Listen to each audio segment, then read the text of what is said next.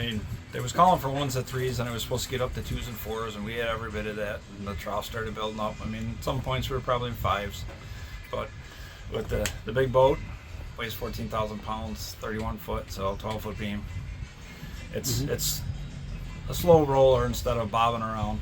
So once you get out there and you get set up, that's not the big thing. So we were already set up by the time we actually started pushing out, and then it kind of calmed down. We went with them, stayed in the trough, a little ahead of them, and we were able to get pretty much a couple of the target species. So got a lake trout, we got a bunch of walleyes, got a couple perch. So pretty much altogether good trip. Started out a little slow, shallow water where we've been marking a lot of fish. We had no good marks in there, and kind of pushed out a little deeper, started picking some fish up, and the best was actually out deep. We got some bigger fish. Yeah, out of 100, 105 feet. Yeah, 105 foot. I mean, that's a lot of people don't go that deep, and I mean, we were getting them off 9 and 10 color off of the dipsies. He's pushing pretty deep. So marking a lot of fish. We got them on downriggers too, flutters, and a lot of light bites. I mean, you saw it yourself. I mean, a couple of them spit the hooks when they were coming into the net, and even on the downrigger, popping them, fluttering it.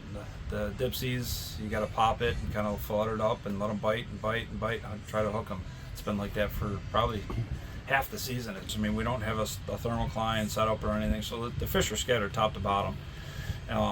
They said we've actually done better on. I'm running 3 graphs on this boat, and most of the time the fish that we're catching we're not even marking. So sometimes we're looking for that general area and then kind of fish outside of it. We picked up some bait balls here or there, and it was just no rhyme or reason with color. I would say profile, that minnow style, and then I was showing with some of the flicker shads and stuff like that. It's a little bit more of a condensed profile, which I think resembles more of a goby.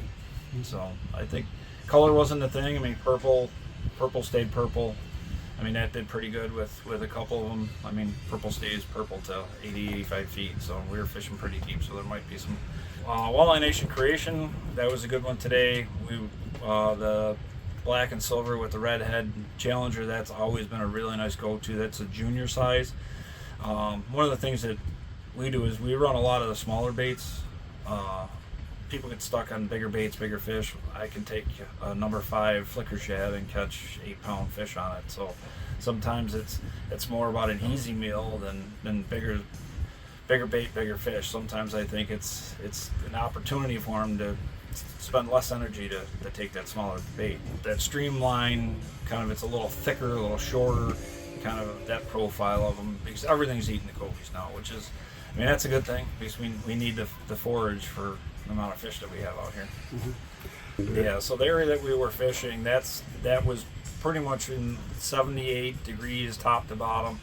I run a fish hawk, religious with it. I could care less what's happening speed-wise, temperature-wise on the top. I want to know what's happening down below. And we were 78 for weeks, right around that, and it was top to bottom, and we came out and it was 44 on the top, and pretty much it flipped the whole lake, shut everything down.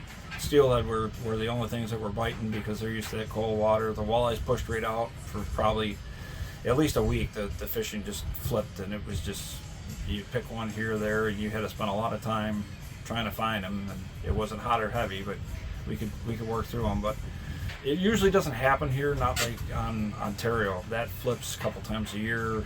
Here we get little pockets of cold, but not the whole lake. There was a lot of sheephead that were drum-wise that were floating. The DEC actually was getting calls on them. It took a couple days. It started setting back up, and I would say probably the fishing was tough for about a week, and then it's kind of come right back into it. And we got a little front that was blowing in, so it kind of, I think it pushed the fish a little bit outside, and that's the advantage here. We can fish deep water, shallow water. There's deep water structure, there's shallow water structure. They can get anything they want around here. So August is usually great. July is July. I mean, it's usually the lake is set up, but it's hot. August is great. September's a super time of year, but the problem you have is we're more susceptible to the wind during September. So great fishing if you can get out. So Noah actually was able to pull some funds for COVID relief, and it was actually designed for the charter industry on the Great Lakes. And it was basically run through the Great Lakes Council, and they were going to distribute the funds along to all the Great Lakes, and they came to New York and basically brought the New York State DEC into it, and they facilitated it between ourselves and Lake Ontario. And on our end, we decided we would keep it more of a regional thing in-house. Ontario, they were looking for bigger. They wanted to get people from California and Alaska and everything else to go fish king salmon. Here we don't have an established advertising, promotion, or anything, so we had to write up a program and it had to get approved, and basically we did billboards and rack cards and the all the way to TV, radio, commercials across the board. And the Facebook, all the social medias, the OTTs, I'm forgetting a ton of stuff, but we were able to actually have almost 1 billion impressions in 9 months. So the restaurant over there's a boardwalk here that has pizza, it has a little bar, it has a couple other, a pizza place, a fish off the hook, little fish market type thing there. This is a gem right here, and a lot of people don't even know what we have here. Locals don't even know what we have here. I grew up with our walleyes are best kept secret walleye.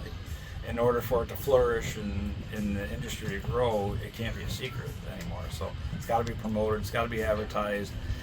On the charter side, that helps us, but in fishing in general, for the recreational fishermen, our fisheries itself, it put us on the map. I mean, that's NWT came here.